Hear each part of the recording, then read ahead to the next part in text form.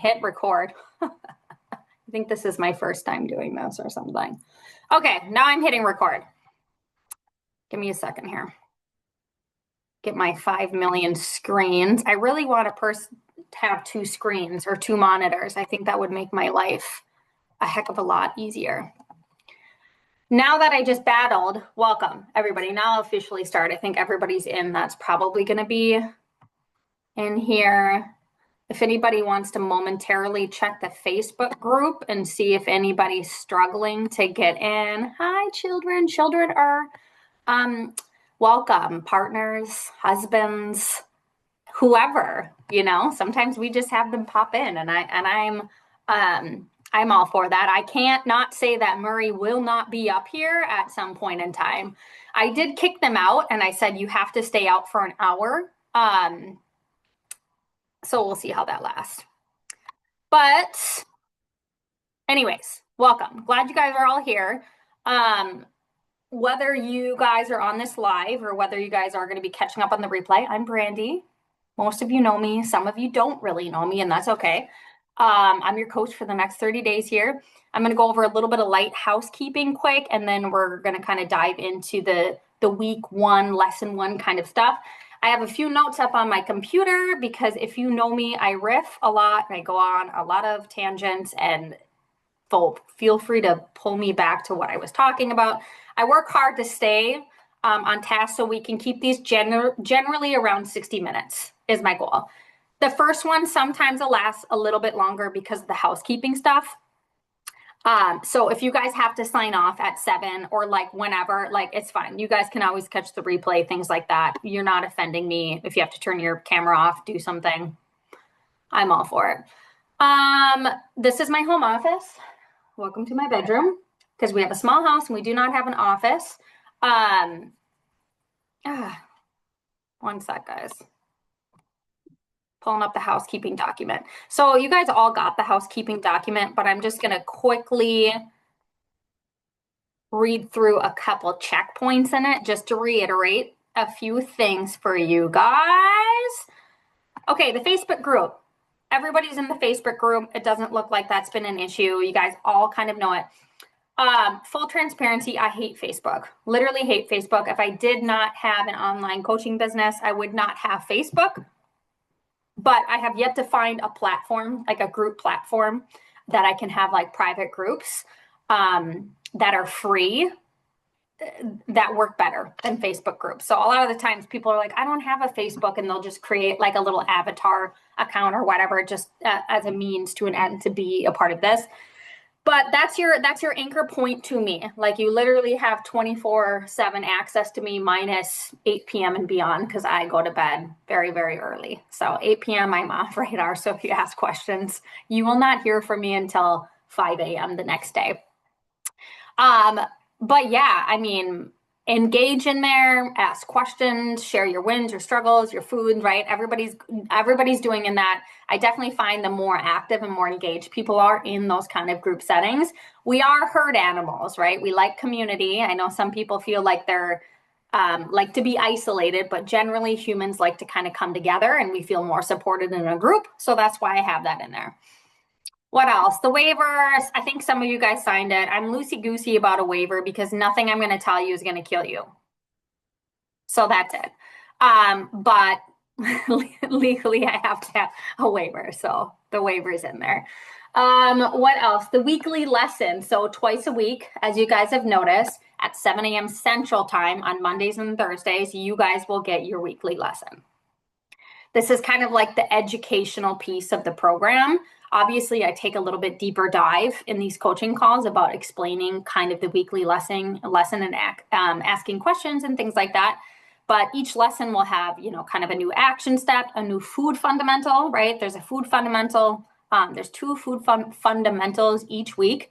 But yeah, there are going to be concepts around diet, mostly diet. Okay, this is mostly a diet related program, but I do talk about other things in the last couple of weeks, like sleep, movement, those kind of things. But as we know, as it relates to weight loss, because that is what many people come to me for, kind of improving their metabolic health and weight loss, food is the biggest dial mover. And that, you know, sleep, movement, all that's important, but they're more adjacent adjacent topics to food.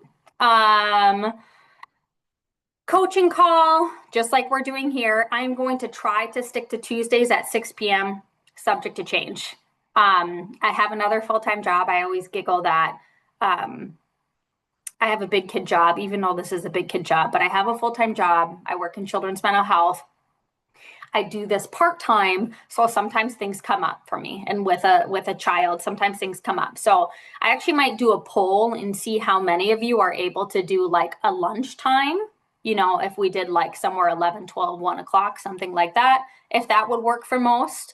And maybe we could go back and forth just to like try to hit if some people can attend evening ones, and maybe they can attend daytime ones. So we'll see. So try to be flexible with me. I know that's difficult because everybody has like crazy chaotic lives and children and all that. So we just, come with an open mind to that. What else? Weekly check-in form. Not required, but I strongly encourage you to doing your weekly check-in form. You didn't have to do it this week because we just started, but next week before the call, there's a link in the housekeeping document. You can go to it, and it's really going to go. I like these. All my private clients have to do them every week as well, but I just really think it's a good time to reflect. Right? Like what went well this week? What didn't go well this week? Like what were my struggles? What do I need help with? What are these lingering questions that I'm having? All of those things I just think are helpful for us to be kind of thinking about.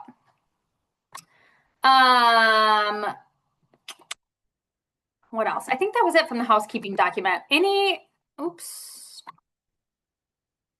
Nobody on pay. Thank you, Aubrey, for looking into that. Anybody have questions so far with just like general logistics of the program?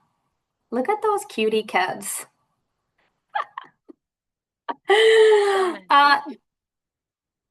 Let's see here. Okay, that was housekeeping stuff. I'm going to start with, and you guys can drop this in the comments. You don't have to, but I think it's kind of fun. Or if you're watching the replay, just comment on the video. Why are you here and why is this important to you?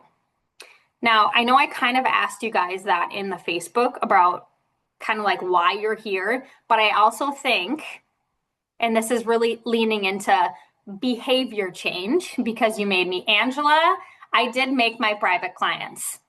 Tara got a freebie out of this because she's like an important judge or something and she couldn't make it because she has a case to work on. I was like,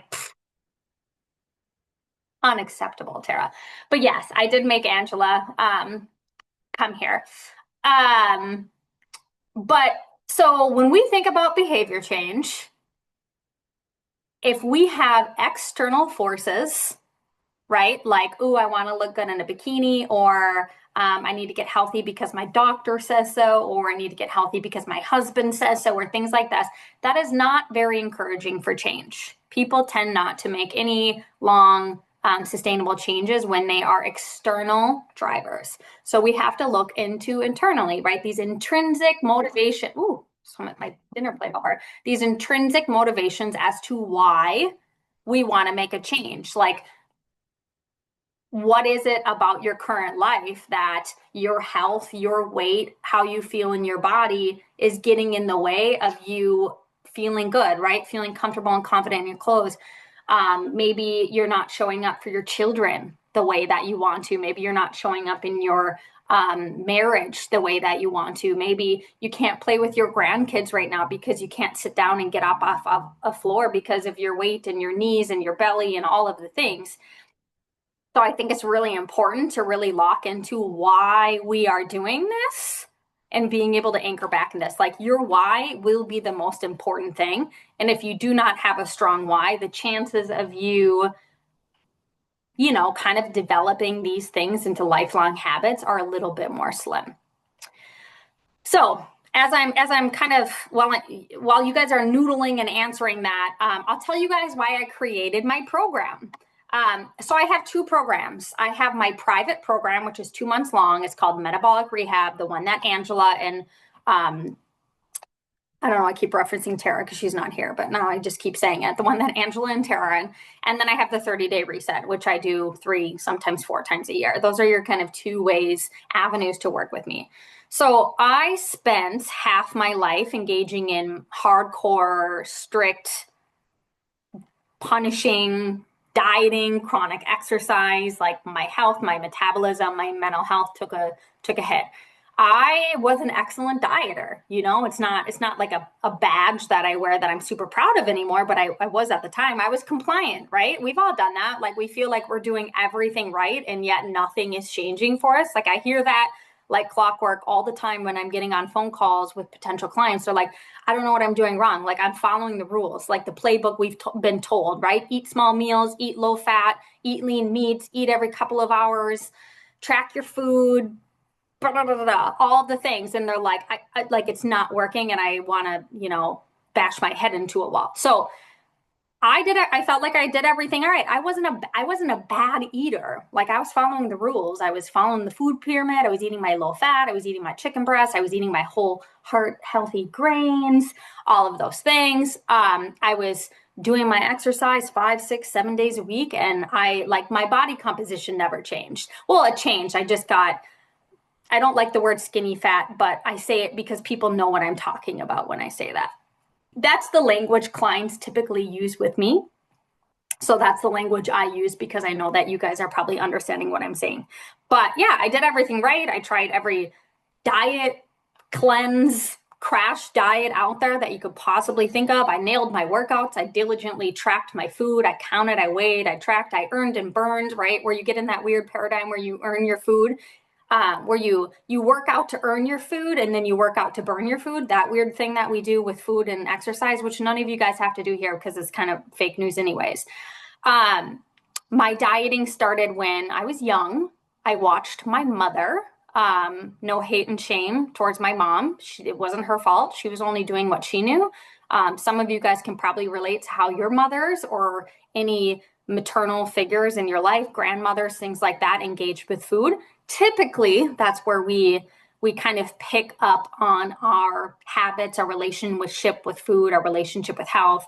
Like I literally saw my mom suck down Slim Fast and Diet Coke. Like, like I don't know if I remember her eating. And to this day, I hope my mom never joins a reset because I'm gonna have to get rid of that entire chunk out of this. But yeah, I mean, no hate shame towards my mom, but like I literally never saw her eat. Like even to this day, if we have holiday meals and things like that, she will not sit at the table and eat a full meal of food. She'll be like, "Oh, I was just nibbling on it the whole time," things like that. I'm like, "Okay, mom." It's but I just think I think there is, I'm not going to ask you guys to pull up your childhood trauma here and talk about why we have the relationship with food, but I do think it's interesting to think about where we got our idea of dieting and our food habits from, because it typically comes from childhood. So anyways, fast forward through a decade at least of just hardcore dieting, eating disorders. I was, eventually formally diagnosed with eating disorders in college, a bad relationship with food, a bad relationship with my body. I just thought like there has to be another way. Like I cannot exist like that. And this was in my, early 20s and I'm in my late 30s now. So I'm just like, I can't keep living like this. Like it was exhausting to me. Like what about the people who do not want to engage with food that way, or kill themselves in the gym, the people who don't want to micromanage their food and count and weigh everything, the people who don't want to jump on a stupid bathroom scale every day to ruin their day, because honestly that's what I think the bathroom scale does. It does nothing but ruin your day. You guys can argue me on this, but I've got some pretty good arguments against the bathroom scale. So if you guys want after this to go throw it in the garbage can, I would love to see those pictures. Burn it. Let's do that. I haven't owned a bathroom scale for 10 years at this point in time. And I effortlessly manage my weight without that external mind fuck, for lack of better words, telling me otherwise. So I just want you to know that you do not have to do that. There are no weekly weigh-in here's. Woo! We're not at Weight Watchers. So anyways, those are the people I work with. Like, those are my people. I am those people. The people that want to reach their goals, they want to lose weight, they want to get healthy, they just want to coexist with food and their bodies in more of a peaceful, sensible a sensible way without being obsessive or hypervigilant about it. What else here? Trying to think what's on our week 1 lesson. So just some information to noodle over here. We are the only species on the planet that micromanages their food. Like, we're the only, and I know this is going to sound kind of kooky to people, but I conceptualize health through evolution. If you don't believe in evolution, that's totally fine. What you can do, think of your ancient ancestry, like your great, like thousands of years ago, and kind of how they lived, engaged with food, if evolution doesn't kind of sit right with your beliefs. But that's how I conceptualize health, is evolution, and we're animals, right? We're animals in the animal kingdom. Humans are just another animal, as kooky as that sounds. But sometimes these things I'm going to explain to you make more sense if you think about yourself in that way. So we're the only species on the planet that micromanages your food. We're the only species who pay other people to tell us how to eat. And I say that lightly because you guys essentially are paying me to tell you how to eat, but I hope this is your last stop. Like, I literally hope this is your last stop, and then I will give you the tools and the information so you know how to eat like a normal person, and you never have to outsource this again to a macro coach, to an online calculator, to Weight Watchers, to Optivia, all the things that are on the radar right now, to weight loss medications, all the things. I have clients on weight loss medications. I'm neutral-ish about that. So if that is you, we can also have those conversations. Love those conversations. So we're the only species who are not able to regulate our appetites or weight. Okay. If you are an animal and you are in your natural environment, animals in their natural environment, they eat when they're hungry, they eat until they are satiated, and then they're done, right? There's nothing else that goes into that. There's no emotional ties, there's no societal pressure, there's no outside influences of like micromanaging, right? Like following macros, following calories, following portion sizes, things like that. None of that exists because we all have a built-in appetite signaling system that works perfect. But through decades of mismanaging our food, we are no longer able to do that. And that is what I try to get back to. That's what I try to help people get back to. So it's like all the other animals figure it out, but here we are, humans with the biggest brains of all. And we do not know how to eat. We don't know how to eat. Like, it has become a very complicated, stressful, tedious task for people to do. And it should be the most uncomplicated thing that you do in a day. Like, I literally want you to put the least amount of energy on what you eat. It might feel like you need to do a little bit more in the beginning, right? Like, that's just kind of how it works. But eventually, food should be a back brain thing. It shouldn't be up here for us. It used to have to be up here for us because that's how we're hardwired, but this is where the modern day environment changes things, and we really want food to be back here because we have other important things in life to focus on: children and jobs and relationships and money and social connections and all of these other beautiful things that make up our life. That does not have to do with spending your entire life dieting, trying to lose weight. So most of you know, I work in the metabolism space. Like, that's my expertise. I love metabolism. I love women's weight loss, and I love circadian biology. You might not know what any of that means, and that's fine, because I'm going to explain it in some of the days ahead of us. But just know, all of my things are founded in circadian biology because we all have a circadian rhythm. We are all synced to the rising and setting the rising and the setting of the sun. I hope I'm not getting too woo-woo for you guys here, but it's all, I'm going to bring this all back full circle, so just hang with me here. So what is our metabolism? Our metabolism is our fuel partitioning system, right? It determines our fuel partitioning system of the body. It determines how calories are used in the body, right? That kind of makes sense. We've all heard a little bit of that before. So what our metabolism does is it determines how food fuel, how the fuel that we take in exogenously is converted to human fuel to power our body. That makes sense, right? We eat food fuel, and then our body turns it into human fuel to power and keep the lights on in our body. So our metabolism decides if the food that we eat is shuttled to our cells to be converted to energy. If you guys think back to like 8th grade biology class, we eat, the energy goes into our cells, the Krebs cycle, it spins it. A very oversimplified version of this. So if you're a biology nerd, you're like, wow, Brandy, that's a very dumb explanation of it. But I don't want to bore you guys with this. And then our cells make ATP, and the ATP is our human energy. That's what powers our body. What's funny? I think this stuff is fascinating now, and I mostly flunked out of biology in 8th grade. And it's like, man, if I knew what I knew now in that, I would have been just like the top of my class there, but that's okay. So yeah, the metabolism decides if the food we eat is shuttled to our cells to be converted to energy, or if the food that we eat is shuttled to storage. Okay, and by storage, I mean into our fat cells, fat storage, things like that. Those are kind of the two. I mean, fuel goes to a lot of different places, but ultimately that's where it lands, right? It's either converted as energy or it's stored as fat. Our bodies are actually really stored as fat. I know everybody hates their body fat because we've been programmed to hate our diet or to hate our body fat from a very, very young age. But we also have to understand that our body fat is very important. Like our body fat is what kept us alive.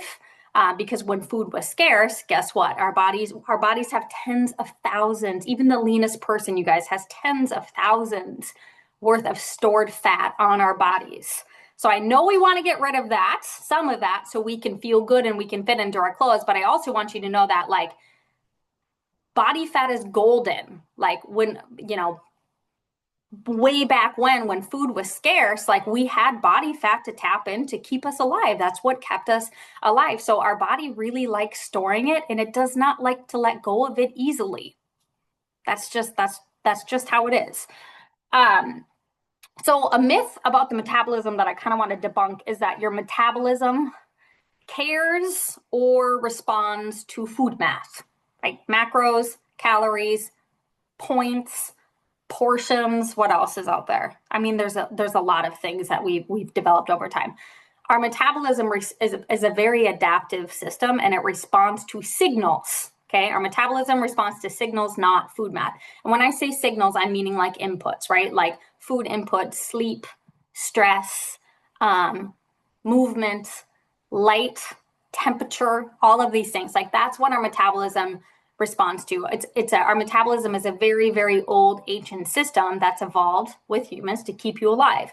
Your metabolism doesn't really care that you have a bikini goal or that you want to lose 30 pounds. It doesn't care. That is not on your metabolism's radar. Your metabolism's like, I am there to keep this human alive. Because if you think about it, every animal on Earth's main purpose is survival, right? We know that. And humans are no different. Ours just looks a little bit different. So if we want to lose weight, we have to kind of play nice with it. And that's what I want to hopefully to teach you guys. And the cool thing is, though, the metabolism works the same for all humans.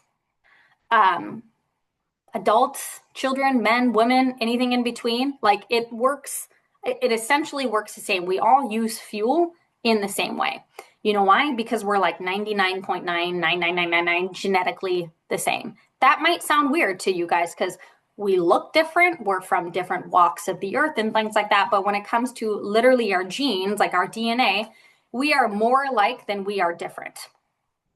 Our blueprint is more alike than it is different, which is really good when it comes to like weight loss and metabolism, because as much as this like contrived diet space makes you think that you need all of this individualized stuff. I mean, don't get me wrong, like some of that stuff is true, but truly the base is the same for almost all people. So here's a concept that I want you guys to kind of make a little mental note of. It's nothing you need to go and like study or anything like that, but I think it's just something interesting to think about is gene expression. And I'm sorry if some of this is sounding a little bit too sciencey or geeky for you guys, but again, hang with me. It's going to all come back around here. So gene expression. So we all have fixed genes, right? We know this. We have fixed genes that we inherit from our ancestors, like our hair color, our eye color, our what else? Our height, our blood type, our body shape, right? Those are all pretty fixed inherent genes. And then we have the rest of our genes, which is actually a majority of our genes. And I like to think of genes as, this is my analogy, genes as little light switches, okay? Think of your genes, all of your little gene coding DNA that you have in your body, think of them all little light switches. And our inputs, like I said, food, movement, sleep, sunlight, stress, temperature, turn these genes on or off, okay? So for example, somebody with any kind of metabolic condition, so type 2 diabetes, obesity, cancer, hypertension, any of our, oh my gosh, what's the word I'm looking at? Like Alzheimer's and dementia. There's a word for them, blanking on it. But all of these things have metabolic links. All of these chronic diseases have metabolic links. So while you might have a slight genetic disposition to have diabetes in your family, to be overweight in your family, to have high blood pressure in your family, these conditions are often turned on or off, or turned on because of lifestyle choices, right? Because of diet, because of chronic stress, being sedentary, a diet high in sugar, in other environmental things, like there's a whole host of things, but we have the ability. So the point I want to get across is, like, our genes are not our destiny. Like, we have a lot of influence over our health. And I really want you guys to believe that you do, because it's when we don't believe that we have any agency over our health that we look to outsource our health, and people get in a lot of problems from doing that. Okay. So this is good news for you guys. You guys are in control of this. Our DNA, you guys, our biology, our DNA is meant to be healthy. Like, our default setting as a human being is health, like a robust, healthy human being. It's not sickness. It's not metabolic dysfunction. It's not carrying around a lot of excessive weight. If our DNA was faulty, humans would have died out millennia ago, right? We have essentially survived other species and other what's the word I'm looking for? Well, to keep it at species, because my brain's not quite working. We outlived those because of our health and our brains and our big brains and our capabilities and our ability to learn and all of these things. So that's kind of the moral story with our genes. So what we're doing here in the reset is we're realigning our inputs with what our ancient DNA is expecting with us, right? We are very, very old animals. Like what the weekly lesson talked about, our biology is old. This old biology we have is not equipped to manage these modern day inputs that we engage in. It's simply not. And we are experiencing this firsthand. Like, I don't want to be a Debbie Downer here, but chronic disease is skyrocketing. Everybody has cancer. Everybody has diabetes. Like, it's significant right now. Children are being diagnosed younger and younger with insulin resistance, things that people think that they get over time. Children are getting now, and it is probably 80% because of their diets. So it's really important. And I have a soft spot in my heart for children nutrition, because I felt like I could never talk about it before I had a kid, because people would be like, hey, you don't have a kid, you don't know what you're talking about. And now I have a kid, so I can be like, I do know what I'm talking about. And I know a lot about human metabolism. And last time I checked, kids are humans. They might not act like it a lot of the time, but they are humans. Your husbands, your partners, your roommates, they're all humans, and they could all benefit from realigning their inputs a little bit here. So everyone following with me so far? I haven't lost anyone. I see a lot of stuff in the message, but I'm going to ignore it for now so I don't totally go off track here, and I'll circle back around with this. I'm halfway. Like, this is pretty good. I'm doing pretty good on time. Now that I just babbled for half the time, I didn't even talk about the content yet. This is what I'm talking about. I have so many thoughts in my head.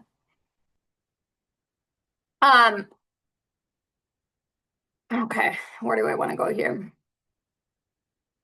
Let's just dive into the week one, lesson one. I kind of go big on the first day, right? The pantry purge. I want you guys all to take the pantry purge very, very seriously. If you guys were local, I would come to your house and throw out your food for you, but unfortunately, I can't do that. So I have to trust that you're going to do this to the best of your abilities. There's two things. There are two sides of Coach Brandy. There's the sensitive and empathetic side, and there's a little bit of a tough love. And I don't err on the side of tough love. Like 90% of the time, I do not err on the side of tough love, but I am a realist. Well, Angela, I don't know. What's your face? What is this? How many times have you threatened to kick me out? Yeah, so we have a fun like little WhatsApp group for my private clients that we just banter and poke fun at each other and occasional food pics and talk about our goals and things like You, that. And you should ask them Angela about the cantaloupe. Angela doesn't like cantaloupe with salt on it. So I told her that she's got to go. Like this is just not a good fit. I Ask can't eat ask food with them. you. Who likes cantaloupe with salt? Raise your hand. Oh It's God. the best. You basically can't eat it without salt. Did your No. mom not tell you that? Seriously. Watermelon too. Hate to break it to you. Yeah, yeah. So, Angela, I don't know. The verdict's still not in your favor. I saw more hands raise up than not. I see three that didn't, though. I'm Well, just there saying. you go too. So Okay, carry on.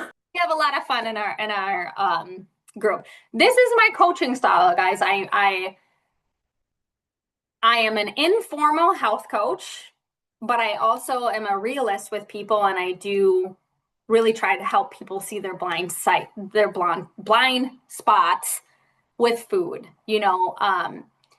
Because when we talk about losing weight and weight gain and things like that, it's food, right? It's like it really does come down to food, and a lot of people struggle to see where their hard spots are, and just like behavior change is hard.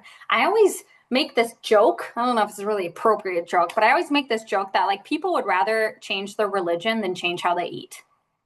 Like it is just so deeply embedded in us, our values and our beliefs and our ideas around food and dieting, that it takes a long time to unlearn and relearn new methods and new habits and things like that. So I want you guys to go easy on yourself. Like this, like, Angela and Tara, like they're in my longer program, but they're still working through these same things that you guys are going to be working through. This is not an overnight thing. I tell people I never shy away from fat loss takes a really long time. I don't care how you do it. You can track your food or you can do it the other way, like another approach that I'm going to tell you. Either way, it's going to take a really long time. Nobody gained weight overnight, for as long as it took us to put the weight on. We somehow believe that it should take a quicker time to get off. And it's a slow process, and that's frustrating. And I want to validate that because we've been kind of led to believe that it should be this like predictable, linear, progressive thing, right? This lose 1 to 2 pounds, like all of that's bullshit. That's made up. Like they're made up numbers. Our body does not work like that. Our metabolism doesn't work like that. So I just want you guys to know this. If you have weight loss goals, I hope we're not thinking we're going to make huge moves in 30 days, right? Nobody's losing 30 pounds here in a month. And if you think that, that's like, I can refund you. I don't think any of you guys are, but it's going to take some time. I tell my clients, your parameter is probably 6 months. I think it takes 6 months to reasonably, effortlessly, and sustainably lose around 20, 25 pounds, 6 months to a year. And it also depends on like what level of metabolic dysregulation you're coming from. Some people are coming from worse spots than others. Some people have more significant weight to take off. Actually, the more weight you have to take off, sometimes it goes a little bit quicker, and then guess what? It doesn't. And then people think it doesn't work, and then we stop what we're doing, and then we're back in the place we were before. So it takes a while. So that's what I tell my clients. Like, even though my longer program's only 2 months long, it's like, well, you guys are going to have to keep doing these things. Like that is how this goes. However, we lose weight. And this is something that's important too. Whatever strategy we use to get the weight off is the strategy that you will have to keep doing indefinitely, right? We don't just get to a point where we lose all the weight and then we're like, yeah, we're going back to what we were doing before. It doesn't work that way. We know that.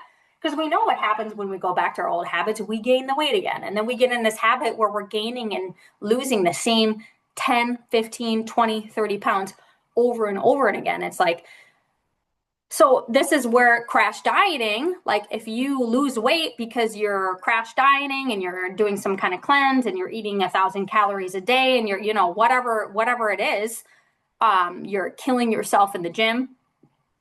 I always ask people, can you sustain that? They're like, no, I'm just trying to get the weight off. I'm like, but then what happens next? Like if you can't sustain that, the weight is going to come off. So that's why I created more of a reasonable sense approach to weight loss, that you can live your life and do this at the same time, right? Because people feel like their life has to go on pause when they're trying to lose weight. And I'm like, that's a disservice to us, because your life should always get in the way of this. Our life is a precious, beautiful thing. And I don't want us to spend any more time than needed focusing on dieting. So I went off on another tangent there. But anyways, the pantry purge, back to the pantry purge. So what I've learned from previous clients, from previous resetters, is the one who struggles the most are usually the ones who keep the treats and the unsupportive foods around, right? You guys already know the chips, cookies, ice cream, granola bars, candy, chocolate covered pretzels, whatever your nemesis is or your kryptonite. You already know that those probably are not the best options in the world. You don't need me to tell you that. You didn't pay me the big bucks to tell you that cookies are probably not serving your weight loss goals. You guys know that. So make a plan to get rid of the foods that no longer support your health and replace them with the foods that do. This is to not say you guys can never have treats again. You know, I do want to make that clear. I love treats. I treat myself when I want. You know, we are hedonistic animals, right? We seek pleasure. We seek pleasure fulfilling things, and food is one of them. Okay. So it's not bad. We are actually foodies at heart. My husband just retired from a 20-year, I don't even know how long he is. He was a chef for a really, really long time. Like, we enjoy a good food experience. We just went to a restaurant like a few weeks ago that was like on the New York Times. I won't even tell you our bill because it was stupid, but those are the things we like to engage in. Did I think anything about that meal? I didn't think I was off track. I didn't beat myself up. I was just like, no, I just like returned back to my normal eating. No big deal. So I want you guys to know, like, treats have their place, but that's just the thing. Like, treats by definition, if you look it up in the dictionary, they're supposed to happen occasionally, right? The occasional indulgence. You know, they didn't happen after every meal. They didn't happen after every dinner. And they didn't, like, nowadays, that's really, that script has been flipped. It's an occasional indulgence. Somehow treats have kind of made their way into our grocery carts, and into our pantries and onto our everyday plates. So I'm just asking that we keep treats in the treat zone. That seems reasonable, right?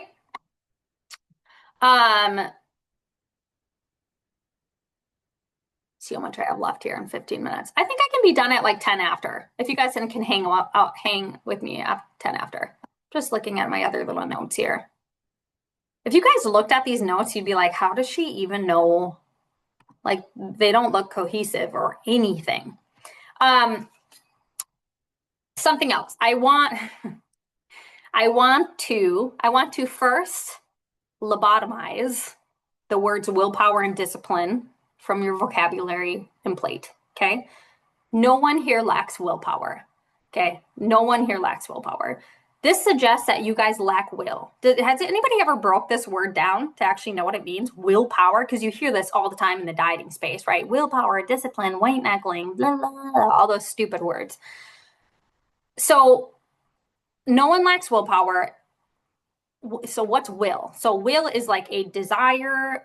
It's a desire, a choice, an inclination to do different. That's what like having a will means. And that's not the case for anyone, right? That's not the case for any of you guys here, because you guys are here in the reset trying to learn a new way to engage with food so you guys can feel better in your bodies and ditch some of this fussy stuff that you guys have been conditioned to believe that you need to do from our current diet space. So in fact, I have a huge bone. Oh, hold on tight, guys. I'm going on another little one here. I have a huge bone to pick with how women are portrayed in the diet space in the first place. So it's like, if women can't follow some obnoxious tedious, high maintenance diet plan or give up our lives to like tracking and counting our food. We're just told we need more willpower and discipline, right? Like who here has relied on willpower to get through diets? I'm sure most of us have tried that before. I have, and it works until it doesn't work, right? Willpower is a finite resource, just like motivation. Willpower and motivation are not something that you want to hang your hat on when it comes to weight loss, because those things will run out. They're supposed to run out. My problem with this message is, I don't know about you guys, but like women are some of the most disciplined, hardworking badasses that I know. Seriously, like pump you up here, guys, for a second. Like we're taking care of households, we're raising babies, we're in the workforce. We're being moms, we're being partners, we're being limo drivers. We have 100 fucking obligations that we need to do in our time. We literally do all of the things. We're grandparents, we're whatever. Like we literally do all the things all the time. There is no lack of willpower here. There's no lack of discipline or laziness literally in our blood. We are not designed like that, okay? And I'm sorry for anybody who's ever felt like that because you could not adhere to some dumb diet. The problem isn't us. The problem is the solution that you guys, the strategy that you've been doing. The problem is these crazy diets that we keep trying that are designed for you to fail. They're designed for you to fail. They're never designed for you to succeed at this in the first place. And then we internalize that failure, right? We internalize it, and then we think that there's something wrong with us because we don't have time to micromanage and obsess all day about our food. And then it's like the self-fulfilling prophecy too, because you start to believe that you've tried everything under the sun and you're constantly failing at every diet that you've tried. So then when the next diet comes along, maybe like this one, you will go into it already a little bit defeated, already a little bit skeptical of like, will this work? Because nothing I've worked before, but I just want you guys to know it's not you. Okay. All right. Let me jump off my high horse there for a moment. I have a huge problem with our diet culture. Women carry a lot of diet baggage that we don't even realize that we carry and that we've been conditioned culturally to engage in. And I just want you guys to know eating is not that hard. And I'm going to try to really uncomplicate this and make this so much simple for you guys. So other part of this, you're hardwired to eat. Isn't that crazy? Like humans are hardwired to eat. It's an evolutionary scale. It's a survival mechanism. We are hardwired to eat as much as we can, whenever we can, as fast as we can. You guys got that? We're hardwired to eat whatever we can, whenever we can, as fast as we can. The humans who seeked out food and sex, got to talk about this, are the ones who survived. Does that make sense to everybody, right? We have these little pleasure centers in our brain that reward us, right? It makes us feel good. It gives us those little dopamine hits when we eat and when we have sex. That was nature's way of encouraging these behaviors so our species could survive and reproduce. Does that kind of make sense to everybody? Okay.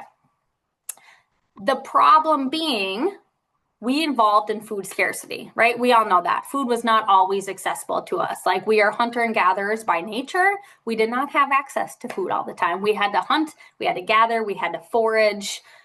We had to do all of those things to be able to obtain our food. So the problem being we evolved in food scarcity, so we were always in search of food. That's why when we found food, we ate as much as we can, whenever we can, as fast as we can. And I'll give you an example. A honey hive. Just put on your little hunter-gatherer hat right now, or your very old ancient ancestry, however you want to conceptualize this. If we were walking, looking for food, and we came across a honey hive in a tree, we would risk our limbs, right? Climbing a tree, we would risk limbs and blood to get up to that because we didn't know when food was going to be. And honey, which is sugar, is a very desirable food, right? It's high in energy. We store sugar really well in our body, right? We store fat really well in our body, and we store sugar really well in our body. Those two fuels, those are human fuels, sugar and fat. They're very easily storable because that's what our bodies are kind of adapted to do, to store food very easily in case of a famine, in case of food scarcity, things like that. So if we came across a honey hive, do you think we got up to that tree, that honey hive, and we looked at it and we're like, God, how many calories are in this? Oh, I can't eat this. You know, do you think we were like rationing? Like, I can't eat that much. We binged on it. Like we are hardwired to binge on sugar. Okay. That's just how it was. We didn't ration that. We weren't worrying about the calories in it or anything like that. Like it was there and we ate it. Now, the problem is now we live in an environment where we have access to food literally 24/7, right? Our environment is mismatched for our biology. That's why moderation doesn't work for like 99% of the population. I think moderation is a dumb word. It's just it doesn't work well. We are not set up to moderate food. We are feasters and we are fasters. Or you can think of it as we're feasters. We're hardwired for feast or famine. We're hardwired for feast and fasting. However you want to think about it. Like we work well in a fed state and an unfed state. Anything in between, like this moderation, the grazing all day, the snacking, the nibbling, the small meals, that is not how our physiology is built. We're not grazers. Ruminant animals, cows, those are grazers. Their physiology is different. Like that's how they have to eat to obtain the amount of nutrition that they need. We don't need to do that. We can just eat our meals to satiety and then not eat again, right? We're not fasting. You're just in a fasted state by means of not being hungry until your next meal. Does that make sense? We're not talking about fasting. All of this has to do, we need to learn how to eat. Women don't know how to eat. We have to learn how to eat before we can learn how to fast. Anyways. So if we keep wrapping this around, if we keep the unhealthy, unsupportive foods in our environment, just know it might be a little bit harder. Might be a little bit harder because your brain's going to know those Oreos are sitting in the cabinet. And one day when your willpower and your motivation is gone at the end of the day because your job sucks, you got in an argument with your partner, you're stressed out for whatever reason, you're going to be like, oof, those Oreos are there, and you're probably going to eat them. And then you're probably going to feel bad about yourself. And we don't want to do that to ourselves anymore, right? I don't think we want to do that to ourselves. Okay, really quickly, the foods that I asked you guys to tap the brakes on. I'm going to really quickly go through it because I'm going to go in more depth about why I asked you guys to take these out of your diet for now, the next time I see you. So 1, grain-based food. What's a grain-based food? Wheat, corn, rice, barley, oats. What else is wheat? Rye. Not a lot of people eat rye and barley anymore, but I just have it in there for sake of you understanding what wheat is. So, and any of their derivatives, right? Cookies, breads, pastas, tortillas. I don't care if they're whole grains or refined grains. Honestly, there's not much of a difference. That was kind of a whole hoax there with the whole grain thing. Anyways, we can get into that later. But don't worry, like you are not going to lose out on any meaningful nutrition by not eating grains. Despite being the center points of our modern day diet and our food pyramid and all of that, they do offer relatively little nutrition for humans. There isn't anything that you can get from a grain that you can't get elsewhere from a more appropriate human food. Does that make sense? Like people talk about like B vitamins and like fiber and things like that. I'm like, eat animals, eat fruits, eat vegetables. Like your nutritional bases are going to be covered. Actually, animal products contain more of your essential nutrients than any other food in the first place. So there's that. Legumes, not a lot of people eat beans. Maybe you do, maybe you don't. They have sometimes similar properties of grain. So beans, lentils, peanut butter, soybeans, tofu. What else did I have in there? Alfalfa. I don't even know who eats alfalfa. Like, what is that? A horse? I don't even know why that's in there, but it's in there because it's a legume. But I'm like, who eats alfalfa these days? What else? Excessive sugar. Okay. I'm not the sugar police here. I'm pretty neutral on sugar, actually, like natural sugars from fruits and vegetables. Vegetables are sugar too. You guys, if you didn't know that, they break down the sugar. But I'm talking about overdoing it, right? The sugary stuff, the candy, the pop, the really sweet laden things, the things that are going to give you that little sugar rush. I think we should tap the brakes on that. You know, high diets in excessive sugar also trigger inflammation. And if you are in your menopausal years, it is even more important to be kind to ourselves by not eating inflammatory foods because you just do not have the resiliency that you once did in your reproductive years. I have a lesson about that too, because most of my clients generally fall into that perimenopause, postmenopause, kind of midlife area. Anyways, seed oils, man, the debates on social media, I would just go like this and cover your ears right now because it's just obnoxious. I think, but my stance is seed oils, right? Canola, soybean, sunflower, safflower, all those generic like vegetable oils. Like we used to cook with that back in the day. I'm sure if you are older, you remember cooking with vegetable oil and margarines and things like that. I don't think we should do that anymore. Toss out the things that have it. So check your condiments because that's usually where those things sneak in, like your mayos, your salad dressings. If you need new recommendations for salad dressings and things like that, there are actually tons of things out there that are made with like avocado oil and things like that. But yeah, check like your freezer food, packaged food, if you still have some left. And your stuff in your refrigerator to make sure it doesn't have those offensive oils in it. The point being is like they're just junky man-made oils. They're very like unrecognizable by our bodies and really can create some damage on like a cellular level. You know what I was talking about, our cells that make ATP? The theory kind of goes these seed oils can infiltrate those cells and they just kind of ruin they ruin the integrity of our cells to be able to properly convert energy is simplified version of that. What else? Dairy. Don't hate me, you guys. I know this is a hard one. And if this feels too hard for you, just pick one. You know, if you want to focus on grains and seed oils right now and dairy, you just can't. People will fight me on the cream in their coffee, and I don't want to fight you guys. I just don't want to do it. So take it or leave it, what you want to do. But dairy can be problematic for people. And people also eat really crappy dairy these days as well. And I'm not talking about lactose. So lactose is the sugar in dairy. I'm talking about the proteins in dairy. So there's a whey and a casein protein in dairy that sometimes are very problematic from an inflammatory and immunogenic, right? So sometimes they create this immune response in our body that has a whole host of issues. So I just think the best way to realize if you have a sensitivity or an allergy or just your body has a dislike for a certain kind of food, the easiest way is to do elimination. And I know that's kind of the crappy part of it, but you don't know until you know, right? So I encourage everybody to tap the brakes for at least 2 weeks on these things, and then we can talk about it. What else? We're getting to the end here. Snacks, snack foods. Sorry, guys.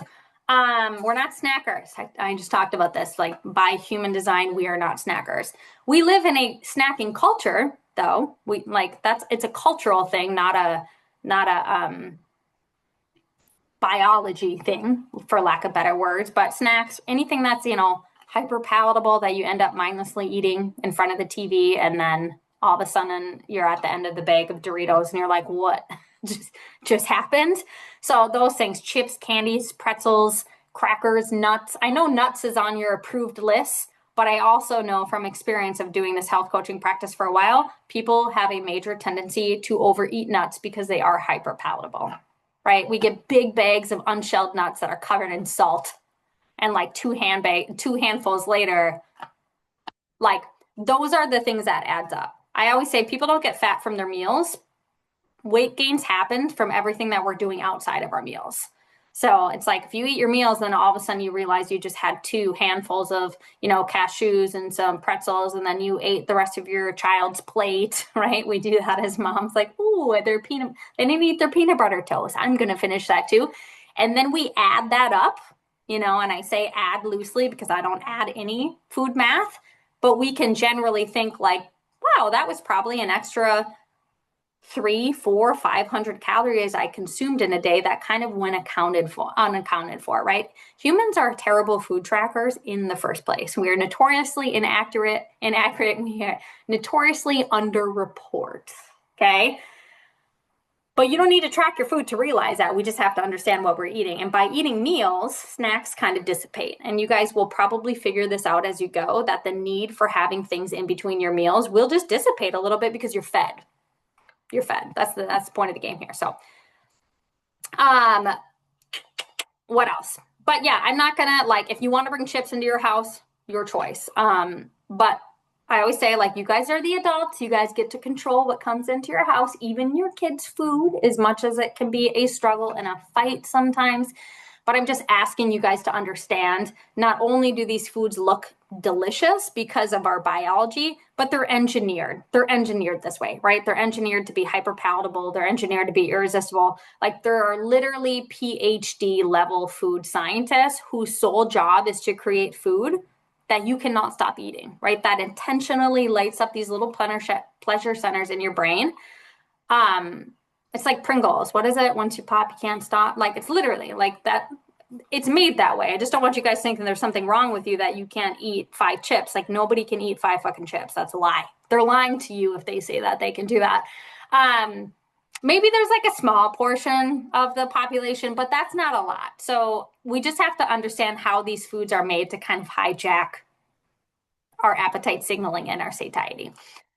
So now that we got rid of like the unsupportive foods that I just went on, go stock up on human food: meat, eggs, fish, poultry, vegetables, fruits, nuts, seeds, fermented dairy, fermented foods, and dairy. That little list I've said 1 million times in my lifespan, so it will roll off your lips by the time you are done with this reset. Those are human foods. Those are human foods. They are designed for us to eat. They're whole, they're pure, pure, I don't really like that weird pure, but they exist in nature. I understand there's a lot of foods that exist in nature. They're foods that we are biologically designed to eat, right? You have a whole list, not a cumulative list, right? There's probably tons of stuff that you guys can eat that's not on that list. But this is a species appropriate food. I'd even argue that the food that's on your list is more than the foods that I asked you to tap the brakes on anyways. But these foods support our bodies. They support our big brains.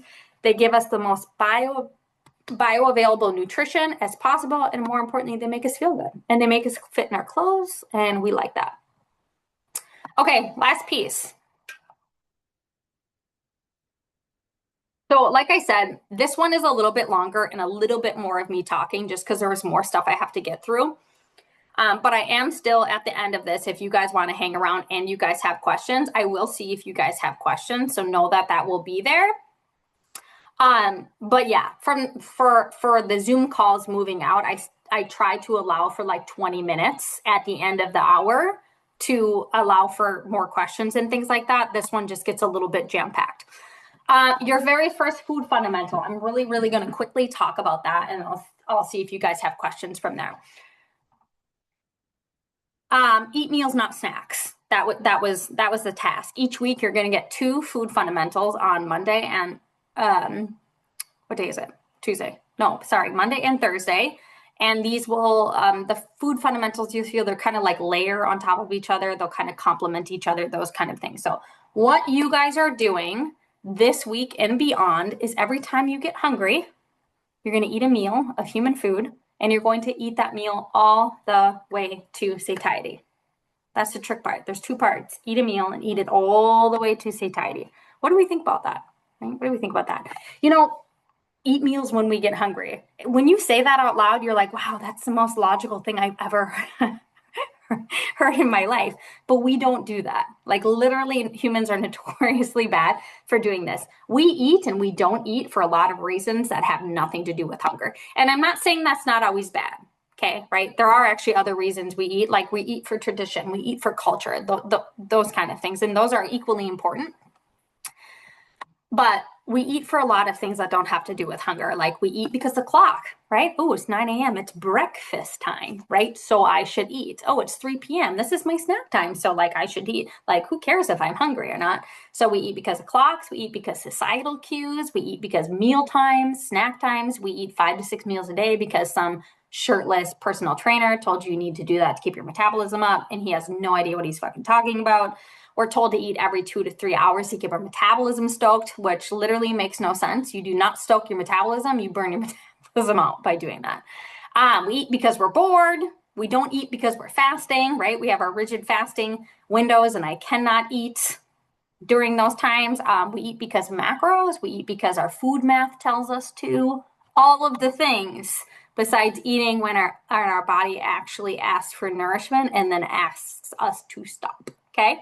So when you feel hunger, we should feel it in our bellies, okay? That is where the hunger cue signal is queued up, even though we're technically feeding our cells, okay? So what happens is our cells in our body notice fuel is running low, okay? So it sends this little signal up to your brain, and your brain cues up hunger in a place that it would make sense for you to understand to eat. Like, oh, belly, that's why we feel it in our belly. Our body's trying to make this super clear for us. We just don't listen. Because that makes sense, because food essentially goes to your belly first, right? It goes to your belly, it gets digested and assimilated and broken down, and then it goes into your cells and other things in your body, okay? So that's where we should feel hunger.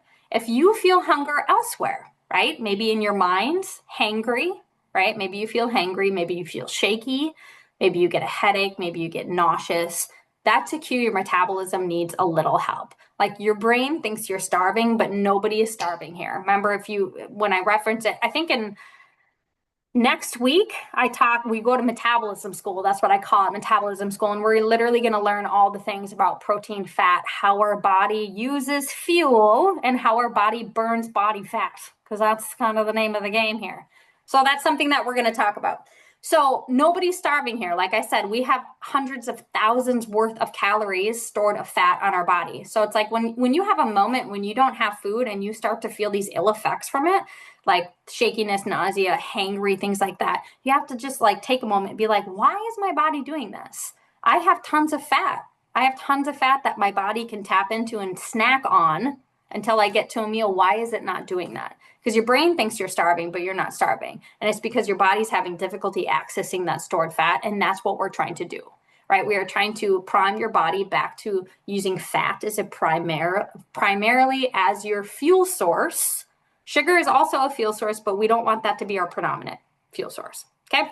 We're gonna talk about that more as we go. So maybe you don't know what hunger feels like. I once had somebody in the reset and she like kind of stopped me in my tracks and she's like, Brandy, how do I know what hunger feels like? I was like, what? I don't understand the question. What do you mean? She's like, I don't know. I've been micromanaging my food for 3 decades. I don't know what it feels like to be hungry, because she just lived her entire life snacking and nibbling, and she never really felt what true hunger and satiety feels like. I was like, oh, okay, like this is our starting point. People don't know what hunger feels like. Hunger is not bad. It's never urgent. It's not trying to derail you from your dieting efforts. It is a biological imperative, and we have to answer it, and we have to respect it, and we have to respond to it appropriately, okay? It's not there for us to manipulate or try to chew gum or drink water to get rid of.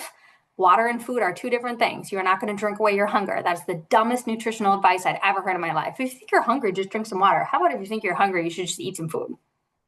I don't know. I'm a very logical person.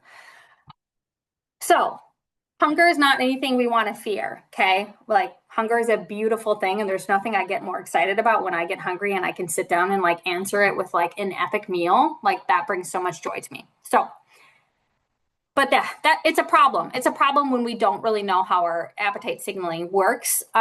We have a perfect hunger signaling system to tell us when to eat and how much to eat. You guys have that system, that logic, that wisdom inside your body, okay? We all evolved with that, but we override it. We let our intellect override our intuition. So I'm asking you guys to get out of your heads and drop back into your bodies. What else? So yeah, we're leaning back into natural hunger and satiety cues, and we're doing this by honoring our hunger with meals, and we're eating those meals all the way to satiety, right? That was the second part of that. Satiety is a state of being well-fed, well-nourished. Satiety is like a feeling we get. We're going to feel it in our body. Sometimes we feel it like in our mouth, like our palate. And it's just going to be this feeling that we're like, we need to put the fork down. Your body's going to tell you that. And I know that might sound scary to trust that your body's going to tell you when to stop eating. but I promise that your bodies can do this. And I need you guys to trust me. I need you to borrow some of my confidence here with this until your guys come online, because we've been micromanaging this for a really long time, and you might not trust this system that you have.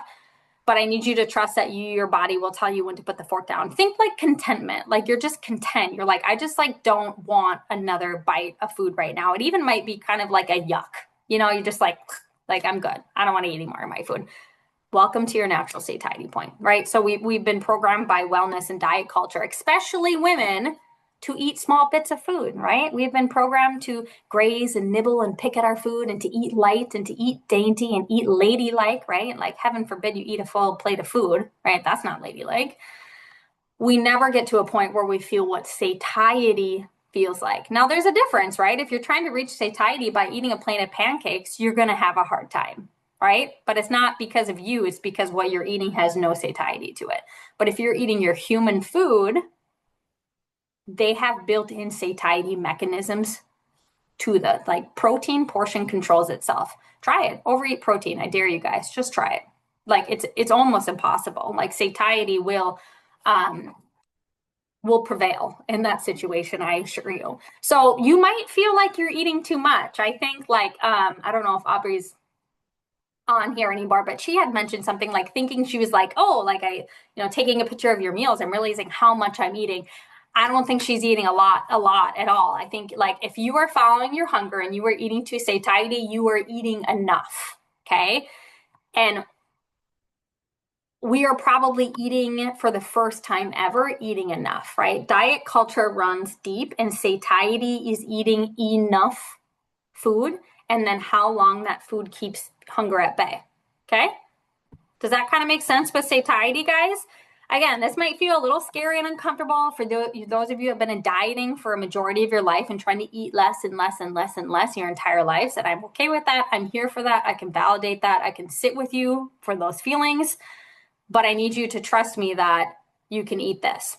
A nice way to practice satiety, if you guys really want to do this, I try to make a lot of my private clients do this as well. For your first meal of the day, because our hunger should essentially be more prominent in the morning. These are things that we're going to talk about later. Like a healthy metabolic signal is feeling hunger in the morning, sometime in the morning-ish time. So if you're like, oh my gosh, why am I hungry at 8 o'clock? And it's like, why is that a bad thing that you're hungry at 8 o'clock? That's cool. That's just your body asking for nourishment. We're just going to answer that. But, oh my gosh, I lost my train of thought there. I was looking at the cute babies. Sadie, your cute little baby on there. Oh, I just love kids.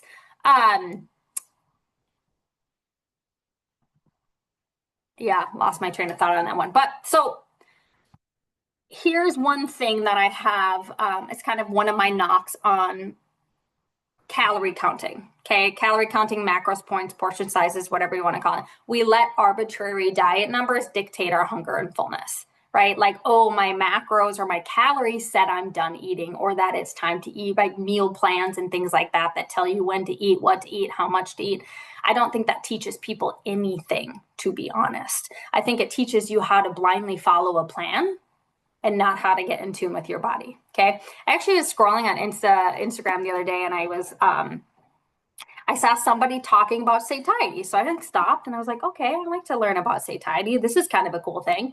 And they were talking about eating to satiety, and they were telling people to eat to an 8 out of 10 fullness or 80% satiety. And I was like, what does that even mean? Like we have some like little barometer in our stomach that goes off when you hit 80% fullness.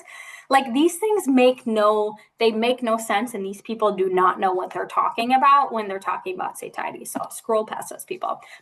My satiety test, that's what I was talking about. Nice little satiety test. Pile more food on your plate, especially protein, than you think you'll eat. I'm not even kidding. Like make yourself 10 scrambled eggs and sausages, or like whatever, right? Insert whatever food that you like, your protein dominant food, for your first meal of the day. Not even kidding. Put more food on your plate and practice eating it until you're done. Not till you're done with the plate, but till your body tells you that it's time to put down the fork. That is a very nice, easy way to figure out satiety. Because sometimes we put food on our plate and then I'll have women be like, I don't know, like I probably could have eaten a little bit more, but like I don't know. And I'm like, go back and grab some more protein and just try. Like if anything, you're gonna stop eating. You're gonna tap out. You know what I mean? You're not gonna overeat. I promise. Like the pancake thing. Like, yeah, if you're trying to eat to satiety with pancakes, you're screwed. You're gonna eat 17 pancakes before you hit satiety, if you ever hit satiety. But if you have some eggs and some sausage or some beef patties or some chicken thighs, whatever, on your plate, satiety is built into that. So just practice. Load up your plates. You guys are all going to do this tomorrow.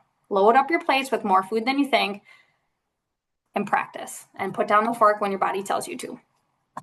I truly believe that if we can find ourselves back to a state of being well fed, being nourished, like the emotional eating, the boredom eating, the stress eating, the mindless snacking, the sugar cravings, like I'm a sugar addict, all of these self-proclaimed identities that we use, that we hold on to, become much less loud and may even dissipate completely when we are fed. I honestly think women just walk around being low grade hungry all the time and unsatisfied, you know, and that's probably a little bit of a feminist sense of me too. I just think that's what women do. And I want us to be fed. I want us to learn how to eat, because not eating hasn't worked, right? We've all tried it. We've all slashed our calories. We've all tried to eat less and less. We've all tried to do our crash diets. If that would have worked, it would have worked by now, you know? So now we need to do something different. We need to learn how to eat, which in turn actually helps us lose weight, because as you guys will notice, you're eating meals, not snacks. The snacks are the things that are adding up. The snacks are the things that are essentially making people gain weight, you know, the things that get away with us. It's because like we eat so good during the week or all day, and then we find ourselves in the pantry at 9 o'clock, you know, cramming down, you know, chips and crackers, or we're, you know, trying to adhere by our low calorie meal plan all week long. Come the weekend and we blow it out of the water because we're hungry. Okay, we're hungry. We have to solve for hunger. We are creating a calorie deficit, right? Because we can't talk about weight loss without talking about a calorie deficit. We are creating a very small calorie deficit by means of being less hungry, but you're nourished. There's a difference there. Does that make sense? Okay. 718, that was pretty good. I'm just going to look at okay, if anybody has a question, chime in. Otherwise, I'm just going to quickly breeze through these comments on the slide. Brandy, Yes. Brandy, I do have a question. I am one that hasn't really felt hunger because I am one that eats small meals, 6 times a day. So I did experience it yesterday for my first time where it actually rumbled. It was really a weird feeling. I was like, whoa, okay, I'm hungry. But I do get like dizziness and the headaches and that other part you were talking about. I'm not seeing a lot of signaling from my stomach. I'm seeing those other signals. So do I respond with food with those other signals or wait until I feel that rumble? You know, I think maybe for the sake of right now, we treat that as hunger. Okay. Okay? Because I don't want you feeling that way. But I also, because it was you and Aubrey, I think that you said hypoglycemia, right? You feel like you guys have chronically low blood sugars. And again, disclaimer, I'm not a doctor. But I do think that low blood sugars is actually high blood sugars. What I think happens is our blood sugars go so high and then they drop below baseline and then it's low, right? But then our solution to that is to eat something sugary, and then the same thing happens. Your blood sugar shoots up and then it goes low again. So it's not necessarily a low blood sugar problem, but it's a dysregulated blood sugar problem. That's a metabolism problem at heart. Like that is a fueling problem. Your body is having issues fueling. Your body is really stuck using sugar, right? That's why it feels so good. I think Aubrey said like she had to shoot back a little apple juice with her lunch to just like feel like to get back up. But, and I'm not, by any means saying, like wanting to make you guys feel bad with that. But I also want you guys to know that that's not normal, but it's fixable. Those things are fixable. That is just like blood sugar, insulin mismanagement, everything that you're going to be teaching is going to help you moderate that. So do you you feel when I have that, should I fill it with a full meal when I first sense that? Or do I fill it with just a few snacks? Because, a couple snacks, like a banana and some nuts or something, could make that go away. True, and it will, but it's also exacerbating Hmm. the issue, right? Because now you just shot your blood sugar back up and then it's going to go back down. So like Okay. our blood sugar, you guys, just for everybody, blood sugar is not bad. We all have blood sugar. Like we need blood sugar. Like that's a normal thing. But it should look like rolling hills. Okay? Like our blood sugar should be pretty moderated throughout the day. What we don't want is we don't want these big mountains and peaks. Sorry, bug. Of blood sugar and insulin. We're going to talk a lot about insulin because most people that come into my world are mild to moderately insulin resistant. And that's mostly the same as what you're talking about, is this blood sugar dysregulation. So yeah, we don't want blood sugar that's going up and down because that's also not good, right? That leads to a lot of other chronic issues. That leads to diabetes, that increases risk for heart disease and all these other things. But I don't want to scare you with that. But I'm just saying, like, we do want to figure that out.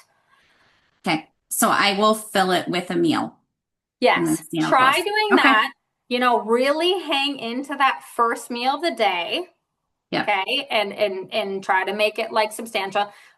Just your guys' next food task on Thursday is break fast like a king. If you know me and you've been in my space for a while, you know that I've talked about that, and that is like my tried and true task. And I also think that Teresa and Aubrey will hopefully help some of that blood sugar regulation because we're going to start the day with mostly protein and very little carbohydrates. And Yeah. there is I've going to be noticed it actually. The last 2 days, I haven't been hungry till 1 after I have breakfast. So yeah. That's Thank perfect. you. So just hang with that. So then when your next hunger rolls around, if you're just starting to feel like, ooh, feeling a little lightheaded, maybe a little hungry, try a meal. Okay, good question. Okay, let me look in here. I'm here because I'm also in the process of getting my health certification. Yeah, Rachel and I have talked about that. Love that. Yeah, Rachel is in here and she is in the process of getting her health coach certification through the integrative, is it integrative something nutrition? I'm butchering that, but I'm talking about, which is really cool because I looked into that school before I went with the Primal Health Institute because that's where I got mine through. But that's really neat. I want to have energy and strength to raise my kids. Yes. Yes, you guys, these are amazing. Ability and a kick in the pants. Aubrey, I can give you a swift kick in the pants. I'm really good at that. Yes, learn healthy eating without excessive trafficking. You guys, we do not have time for another freaking part-time job. And that's honestly what I think food tracking is. And I know some people think it gets a little bit easier over time. And it works for some people. I don't want to say it doesn't work for some people, but most people hate doing it. And those are kind of the people that are in my sphere. They hate doing it. They loathe doing it. They're not good at it. And if you hate it and you loathe it, you will never keep doing it. And if you cannot keep doing it, it will not be sustainable. That's my thought on it. Weight, a lot of weight loss goals, which is great. We're going to chip away at that. High stress. Want to be in the best shape to retire. You know what? I love that because this is what I hear. Okay, I'm almost done. Sorry, I just have so much stuff to talk about. You guys, I love these groups. What I think is just such an unfortunate thing that I'm seeing in a lot of our older populations and our geriatric populations is like we work our whole damn life to get to retirement so we can do the things that we want and we enjoy, and then we get to retirement and we can't do it because we spent our whole life killing ourselves working and not taking care of ourselves. And then we hit retirement, we're on multiple medications, we don't feel well, we have a level of metabolic syndrome, just like whatever. And now we can't do the things. And I think just like that's sad that I feel for that. And that's part of my longevity goal. Such a fancy word these days, longevity. But I want to be able to do that. It's like, shit, I don't want to get to retirement after I just spent my whole life working. And then I can't travel and I can't play with my grandkids because my body has just pooped out on me. So I honestly think, Gail, that is an amazing goal. And I'm so glad. Exactly. And I've got 2 years to do it. So there's no reason I can't be in great shape by 2 years. No, There is not like I I don't like. want, should Oh, be go on ahead. autopilot by then. Yes, and you will be. 2 years is a fantastic chunk of time to nail this. And the thing with metabolism, another misconception we hear is a lot of people will tell you your metabolism slows down. You guys hear that? Oh, I don't know what's happened. My metabolism just slowed down. The great news is we know our metabolism doesn't slow down. It doesn't actually slow down until we are well in our mid 60s. So, Gail, I know you said you're 72. 73. So even that you've hit that little age gap that it says our metabolism slowed down, it is still like minuscule. And I'm talking about like maybe 100 calories per day that you're burning less than maybe you did years ago or more in your reproductive years. So I just Right. want you guys to know that's a myth. Our metabolism does not slow down. I do think our metabolism gets a little sluggish from us, kind of beating it up for decades and Mhm. doing a bunch of funky stuff and mismanagement with food. But it's good news. Like our metabolism doesn't slow down. We're all good. We're all good. So, Gail, I think that's beautiful, and I'm really glad you're in here. Audra, develop a nutrition performance base. Yeah, personal eating plan. Divine ability. Love this. Love this. Love this. Thanks for writing. I have to get. Yes. Okay. Does anybody else have any questions? Hey, Yes, I need a tip. Oh, I'm sorry. oh, Go that's ahead. okay. Maybe my life is far different than everybody else's. But I work in food, and so food has always been a constant part of my profession.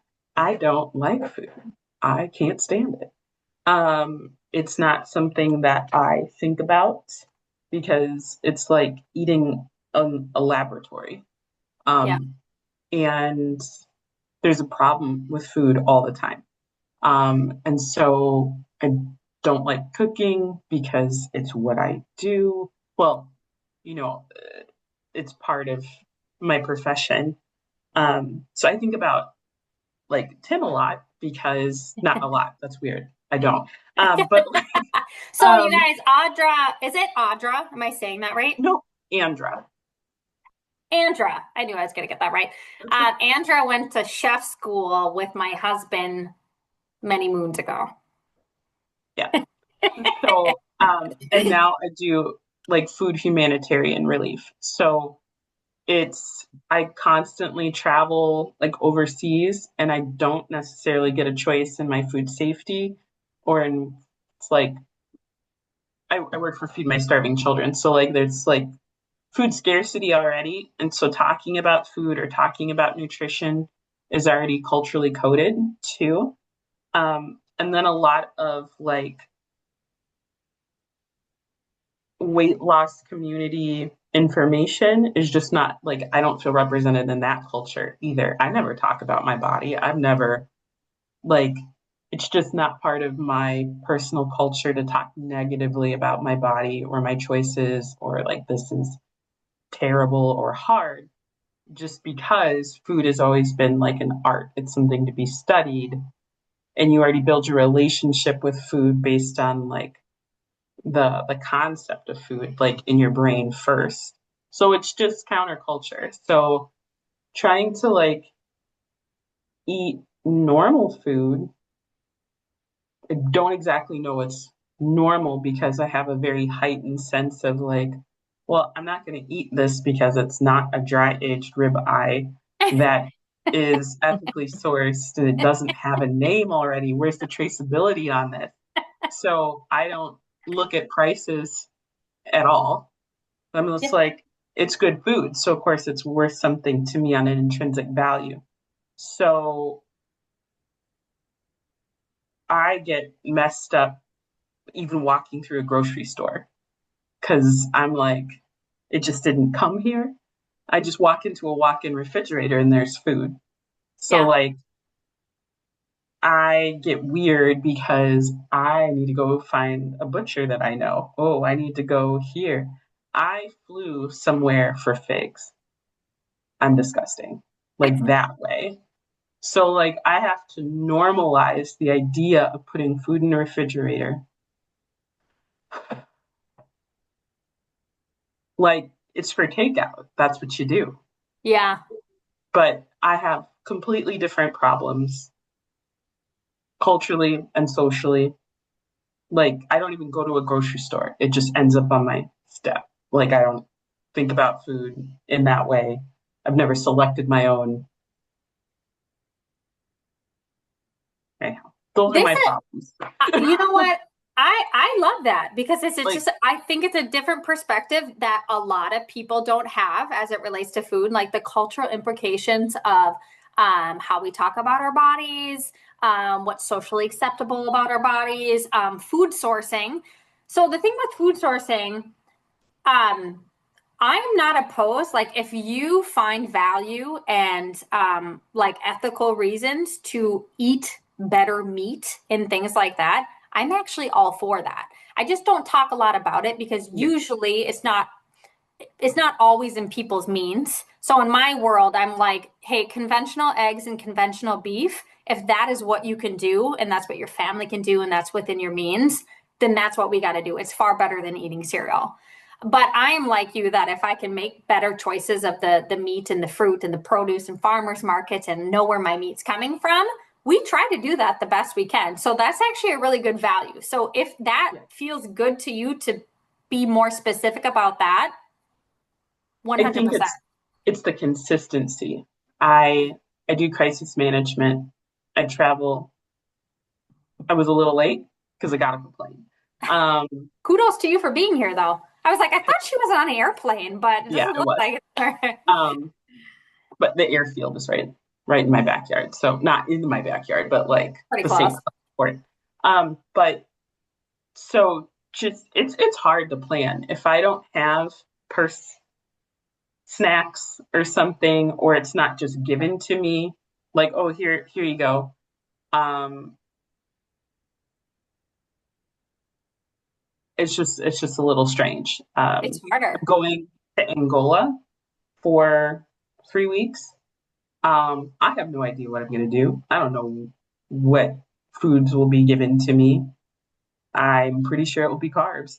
So it's then being somewhere that I'm really not supposed to be, where I don't know anything. I have translators, and then coming back for 3 weeks, and then, oh goodness, I have to go again. So that was my life for 15 years, as being like a crisis manager for food, like for food crimes. And You ate what they go, gave you. yeah. Yeah, and So it's disrespectful in some cultures to say no to their food. And I would have done the same thing. I'm like, I eat what you're gonna give me right yeah, now. and it's like its own little baby prison. Yep. But yeah, so now I've finally gotten off the road for the most part, because I used to travel for like, I don't know, 280 days out of the year. And so now I'm like, oh my goodness, I actually have to try to eat food normally, or like not stay up all night and write audit reports or things like that. Like I have to have a bedtime. I have to have full size toiletries. Yeah. So I want to run away, but I'm just trying to figure out how to stay, Yeah. because like the chaos is much easier than just being here. Sounds like you're having to like acclimate back into real life here, and that's difficult. Yeah. And maybe just some gentle reframing around how we're thinking about food, because I'm understanding the mindset that you have from it, and it is sometimes different. Like, especially when you're used to experiencing food much different, because as a chef by trade and things like that, like it is more of an art. You didn't think about it in the terms that a lot of people think about food, which is not a bad thing. So it's like maybe just kind of reaching in and trying to keep that appreciation for this, because I also believe that when we're dieting, our food should be delicious. We should like our food. If you do not like your food and you're forcing down food just because for whatever, like you don't like insert chicken breast and you're eating chicken breast because you think you have to eat chicken breast. It's like there's no magical thing about fucking chicken breast. If we don't like chicken breast, throw the chicken breast out and get some real, like whatever. I'm not a chicken breast person. I'm a, and I know we've talked a little bit about this, about the meat and things like that. So it might have to be just a little bit more exploration from you of like finding the things that you like and just having that a different reframing and that appreciation of the art of it. And like, I'm doing this because I need to nourish myself and my health is suffering. And I know I have to eat because, I always say this kind of sounds, it's not meant to sound bossy, but I always tell people like we have to make time to eat because nobody's going to do it for us, right? Unless people have private chefs or like, partners or what, like other people cooking for them, but a lot of people don't. In my husband, like, Tim's a chef and he's still not even home that much to cook for me. I have to cook. I was like, when did the table turn here? Like, this is not what I signed up for. I signed up for you to cook for me. But I do a lot of the cooking and I do not particularly like cooking. We don't do a lot of recipes. I'm like, put food, meat on a plate, but things that I like, I know what I like and I know what I don't like, but we're not like an elaborate recipe person because I don't enjoy that. Some people enjoy that and that's great. Like, I'm just not that person. I'm more simple with my food, but things like that. So it's just like maybe just trying to reframe about like, I'm doing this because I need to nourish myself. I know I don't like this. And maybe it will it's a skill. Think of it as a skill that you're having to build up that you did not have to build up before. Yeah. And, when you run into roadblocks and things like that, drop them in the group, or if things aren't sitting with you, or just because I actually really appreciate you having a different view from like a socioeconomic, cultural kind of aspect. Like, I learn a lot about that because there's also a lot of deep rooted beliefs about body and food in cultures. And sometimes in people who are in more dominant cultures don't understand or appreciate or respect that or things like that. And I want to be sensitive and make sure I'm learning about those kind of things too. So I appreciate all that. Like, just do your best. If you need help, I will guide you the best that I can. Yeah, I was excited to find things that I think that I would like this week. So perfect. Let's see those meals, girl. Okay. Gail, did you have one more thing? Yeah, you could actually answer me in the chat. I'm still struggling with the fermented food thing. So my mother never made me eat anything I didn't feel like eating. She'd cook we had 3 kids. She'd cook 3 separate meals. I didn't like onions. So she always had one for me with no onions, one for my sister with the onions. And my other sister doesn't like cheese. So no macaroni and cheese for her. So because of that, I never, if I didn't want to try it, like if I didn't like the way it sounds, like the word yogurt, I never tried it. So I'm 73. I've never tasted yogurt. I've never tasted a beer. It's fermented, right? Well, it tastes like dirt, so you didn't really miss out on it. I don't want to have one. And so I'm just thinking to myself, anything pickled, like if I order something at a restaurant and it's, I tell them, hey, if you're thinking about putting a pickle on there, don't even think about it. And then if it does come and it has a pickle, I take the pickle, get rid of it. I wipe off the plate with a napkin where the pickle juice was. And if any pickle juice got on my fries or my bread, then I get rid of those. I don't know how to approach the fermented thing. I thought you were going to tell me you threw the pickle at the waiter, because that would have even been better. Okay, so and this is a quick answer. I appreciate you guys hanging with, because we are a little bit longer, but how the cookie crumbles sometimes. But hopefully this has been helpful for you guys. So the fermented foods thing is, I think of it as, it's not a requirement. So if you do not like fermented food, and you don't want to try, it's okay. If it smells like formaldehyde, I really hate it. I mean, there's some like fish products, aren't there, that are like herring or some kind of fish, like where pickled, they do some. Oh, I don't like pickled herring. Yeah. Ugh. Yeah. No, I don't want to do that. So, but another thing, like, I know dairy is kind of one of those, like, I ask people to tap the brakes on at some point in time. but most dairy, good quality dairy is fermented, you know, and I know that you don't like yogurt and things like that, but some like hard cheeses and things like that, like those kind of dairies tend to be, I do like hard cheeses. yeah, so like that is a fermented food. That is a Okay. fermented food.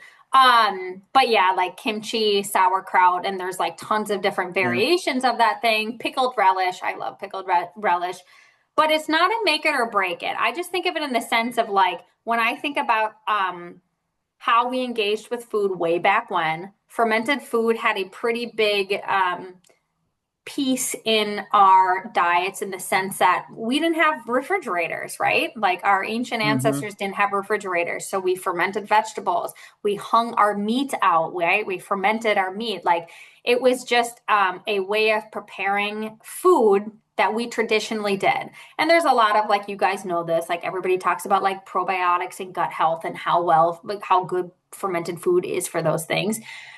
So there is a lot of benefit there. So it's just something that got lost in our modern day diet that I ask people to try to get back in their diets. But when we go down to the nuts and bolts of weight loss, because I also know that was part of your goals as well.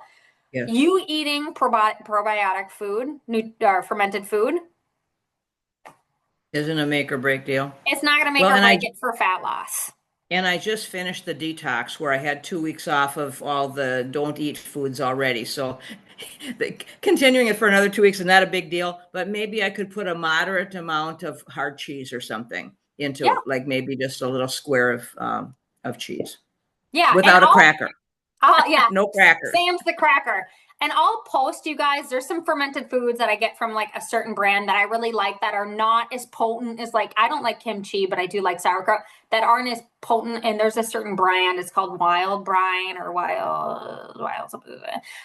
Yeah, Rachel, you know what I'm talking about. Like their stuff is delicious, but they have like fermented salsa. They have like fermented hot sauce, like just like other kind of more not original. Are there any meats like sausages or anything that are fermented, or no go on that? Not typically. I mean, I'm sure that exists. Like you could You can make tell how much I know about fermented foods. Nothing. That's okay. I mean, you could Okay. make fermented food, like fermented meat, but no, it's not like something that you would go to the store and buy like fermented meat. How about So- blue cheese? I love blue cheese. Oh yes, and blue cheese. Yeah, that would be technically be Because I can toss that on my meat and I don't have to have any carbohydrates along with the blue cheese. right, No like problem. a steak slathered in blue cheese and some like Yeah. caramel ingredients. Please, Angela dropped Wise Goat. Yeah, because I sent you that. So Wise Goat Organics, if you guys have ever heard of that before, that's where I get my pickled relish, which I do think is more mild of a fermented food, and we put that thing on everything. Mind you, it's a little expensive. It's like $13 a can. But I think it's worth it. Like that's where I put my money. I just like to put my money on those things. So yeah, just some things to try out. I'll drop those things also in the Facebook group for you guys, though. Okay. All right. Thank you. Ladies, thanks for hanging in with me way longer than I thought. But I appreciate it. And I will see you guys in the group later this week. Bye. Bye. Thanks, Brandy. Yep.